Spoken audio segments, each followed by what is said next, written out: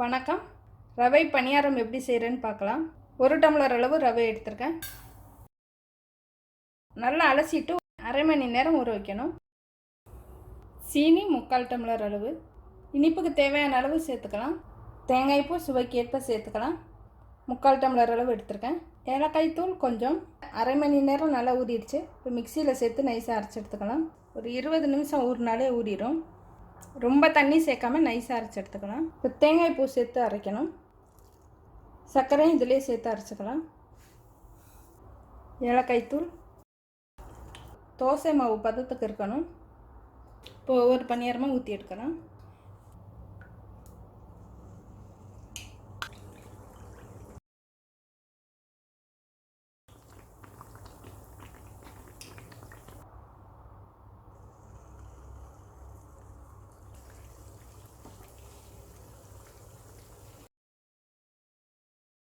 இது செவக்க விட்டு எடுக்கணும்.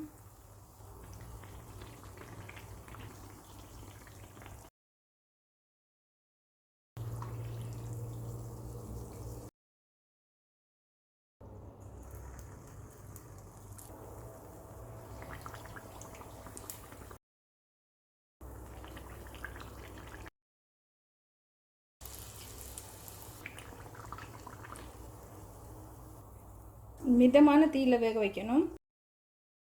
இப்போ ரவை பணியாரம் ரெடி ஆயிடுச்சு.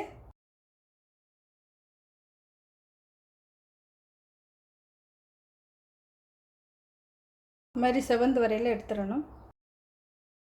நன்றி.